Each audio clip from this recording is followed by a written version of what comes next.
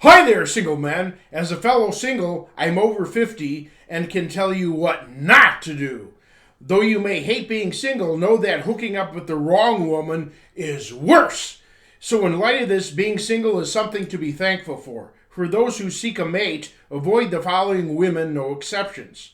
Now, it already takes lots of work to keep a marriage to a regular person healthy and happy. So, most men know that it would be insane to start a relationship with a woman with paranoid schizophrenia.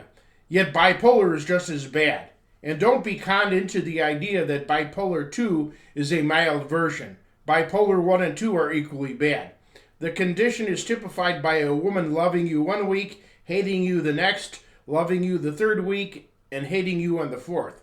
See Love Roller Coaster, Dating with Bipolar Disorder by Justin Clark.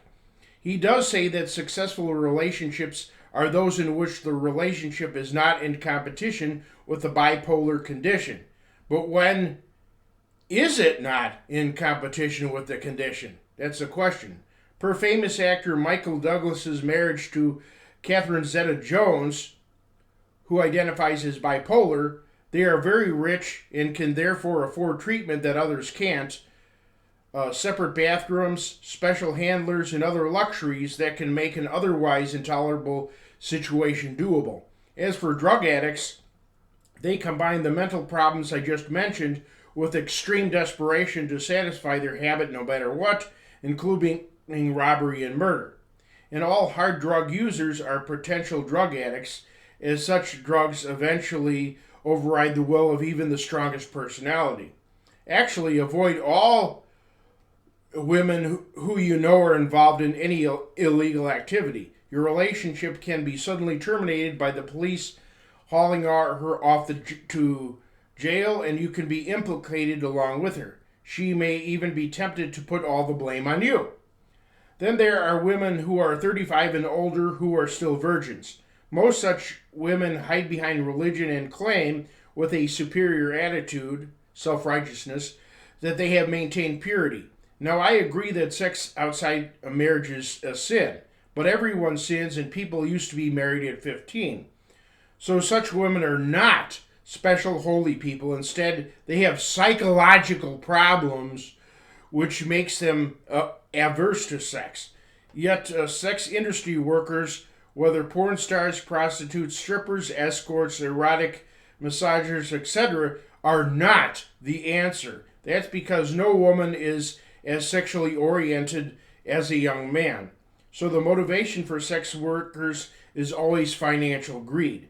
And if they're willing to desecrate their bodies for money, they'd likely be willing to do anything for money, no matter how devious or criminal. And of course, their loyalty is non existent. As for married women whose loyalty is also non existent, if her husband ever finds out about you, he might shoot you dead. This has happened many times. Even in cases of separated or divorced women, the husband or ex-husband still had strong feelings, became enraged, and retaliated against the suitor. If you're on a dating site and any woman asks you to send her money through the internet, whom you never met, cut her off immediately. She's a crook.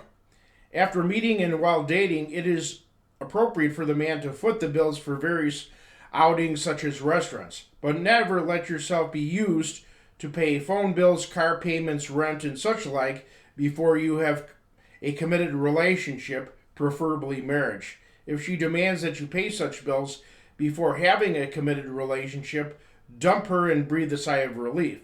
And the only reason that any woman would refuse to sign a prenuptial agreement before marriage is so that she can divorce you when it becomes convenient for her and take you to the cleaners. So ask prospective mates beforehand how they feel about prenups. If they have a negative response or a refusal, drop them. Also, avoid any woman who expresses strong sexism against men, has specialized in women's studies, which is indoctrination into radical feminism, is a member of a feminist organization, or describes herself as a feminist. That's because feminism has already leached into every corner of society and is a given. Therefore, women would have no cause to discuss it unless they were clearly more immersed into this poisonous idea than the average woman. And on any dating or personal profile, avoid any woman who identifies as a queen, princess, diva, empress, or goddess, or asks to be treated as such, or asks to be spoiled. This shows that the woman will have extremely high or unreasonable demands and will be unwilling to do her part in the relationship due to a bloated sense of self-worth. Though most men have the common sense to avoid mean and nasty women, there are women who appear extra nice, but they are actually sociopaths, people who have no conscience whatsoever and can do anything at all without feeling guilty. This guarantees that you will eventually become their victim, unless you dump them. Since sociopaths are extremely hard to detect, you should see my video on sociopaths and perhaps do further research into this phenomenon. Then there are women who are members of cult-like religions like the Jehovah's Witnesses, Mormons, Scientology, etc. Their number one objective would be converting you to their religion. And if you do convert but later leave the group, they'll want to leave you. Stay away from those in a Christian sect which believes that only they are saved, those in a group who has a charismatic leader who teaches strange things, and any member of a secret society. Better safe than sorry.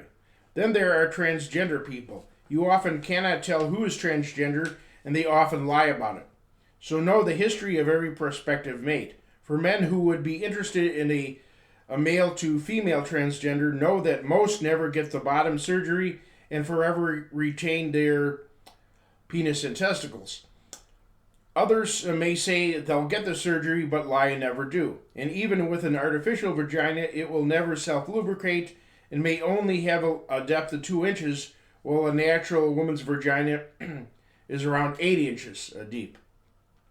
And their womanly appearance is dependent on their constantly taking hormones that their body cannot naturally reproduce. So if they ever decide to stop taking their hormones or can no longer afford to take them, they're very expensive, they will become man-like in appearance.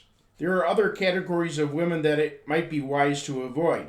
But if I listed all the categories, there might be nobody left. So I pray that the modernist scourge of feminism will be wiped away and that the traditional patriarchy would be restored. This would solve most of this problem. Take care.